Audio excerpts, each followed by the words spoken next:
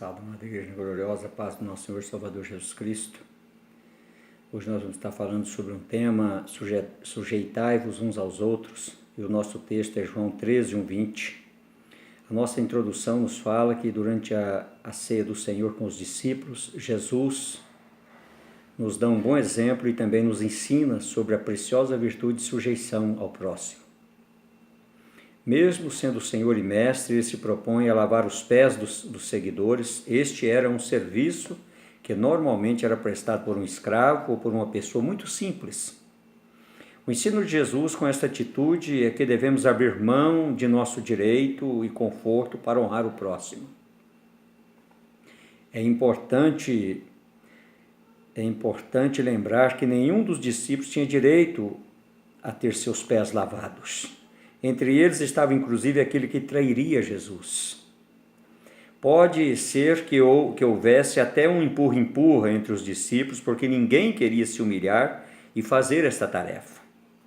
Se quisermos praticar o exercício cristão deste ensinamento, devemos compreender que se sujeitar requer ver o outro como alguém superior. Como via de regra, deve haver uma tarefa ou entrega que normalmente não é fácil de oferecer. Queremos abordar alguns aspectos importantes para desenvolvermos esta disciplina espiritual.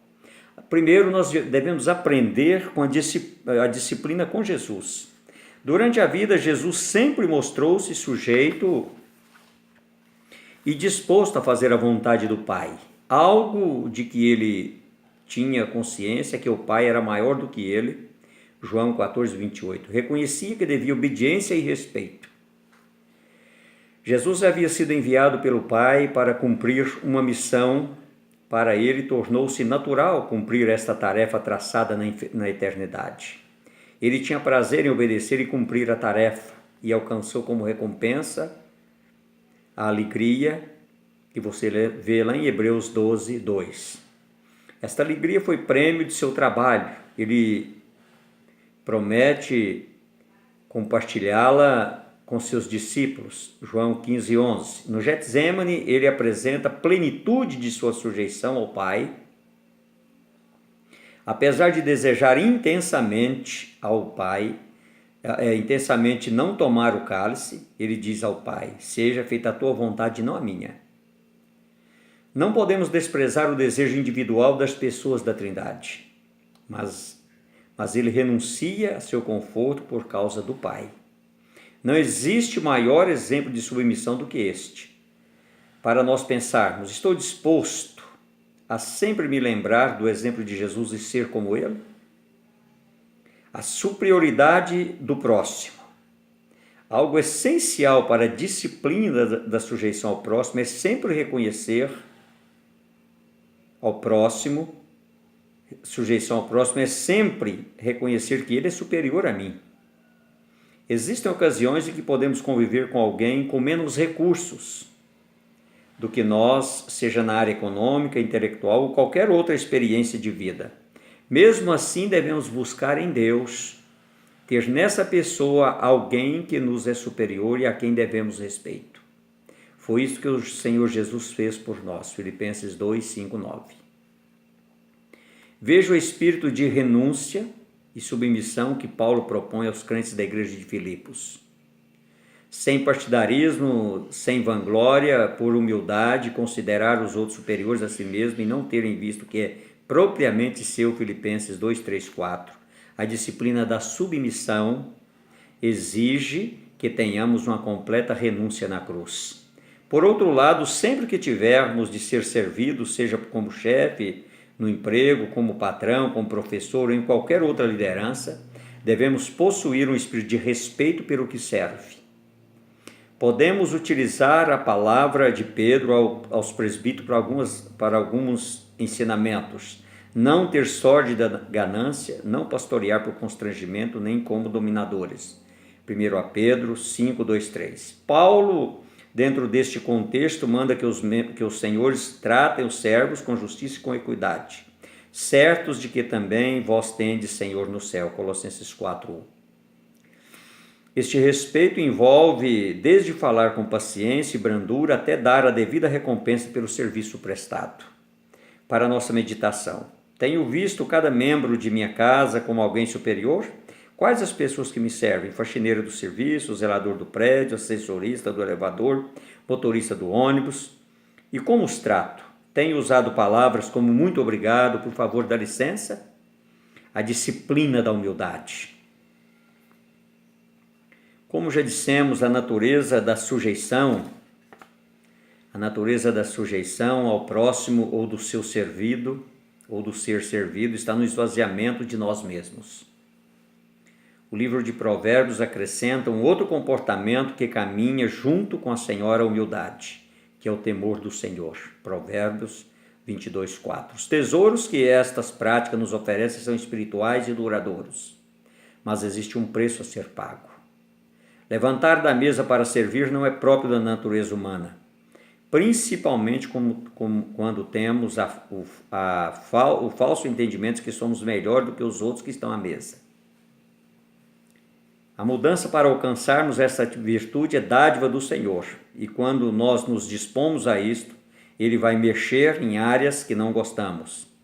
Existem momentos em que o orgulho não nos deixa ver quem realmente somos. Naturalmente haverá algum tipo de luta para correção devido à nossa natureza. Certo homem que buscava alcançar uma vida de piedade olhou pela janela de seu quarto e viu um cachorro destruindo o lençol pendurado em um varal. Deus falou ao seu ouvido: eu estou fazendo com você o mesmo que acontece com o lençol, mas se você confiar em mim, eu o honrarei. Por natureza, jamais seremos plenamente humildes no exercício natural, ainda que tenhamos uma condição menor do que a do próximo. A humildade a qual nos dá a condição de sujeitar-nos ao próximo requer um novo estado do espírito que somente pode ser desenvolvido com base em Jesus. Somente a graça de Deus pode realizar isto em nós. Este não é um assunto opcional na vida cristã. Temos que buscá-lo com prioridade na nova vida que temos em Cristo. Na vida cristã, a humildade não é algo secundário. Richard Foster, em seu livro Celebração de Disciplina, adverte que a igreja hoje tem falhado em entender, ou se entende, tem deixado de obedecer às implicações da vida de cruz para a sociedade humana. Somente na cruz poderemos alcançar esta virtude. O apóstolo Pedro trata da necessidade de ter um espírito de sujeição em 3 classes de crentes. 1 Pedro 2:18, 3:7. Primeiro, os servos são exortados a respeitar com temor aos seus senhores. Notem que não apenas aos bondosos, mas também aos injustos, se ao praticar o bem fossem afligidos e suportassem com paciência ao dano, os servos agradariam a Deus. Portanto, a sujeição é uma prática que alegra ao Senhor. Segunda classe de pessoas, as esposas. Observe em 1 Pedro 3:1 o termo igualmente. Com o mesmo espírito cristão do servo, as mulheres devem viver a submissão no convívio conjugal. 3. Terceira classe, os maridos. Novamente no verso 7, volta a expressão igualmente, levando os homens a entender que também devem, no mesmo espírito de sujeição, viver os princípios para dar uma condição de vida familiar, cada um à sua esposa. Observe que o texto de 1 Pedro 2, 21 e 25 enfatiza que o modelo da sujeição é a pessoa do Senhor Jesus. Vale a pena ler com cuidado esta exortação bíblica.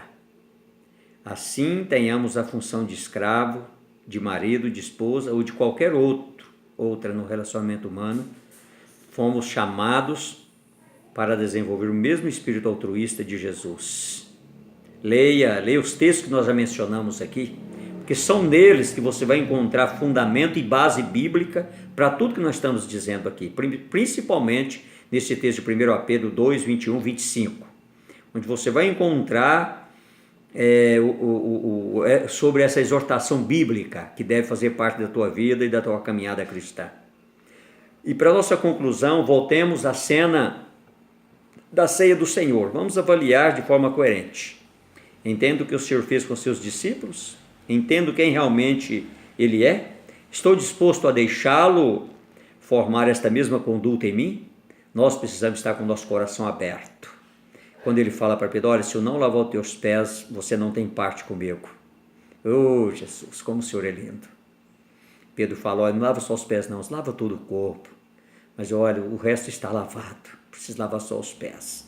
Sinal de humildade, de crescimento, de amadurecimento, de sujeição e de humildade. Eu gostaria de deixar para você nessa tarde. Em nome do Pai, do Filho e do Espírito Santo. Amém e amém.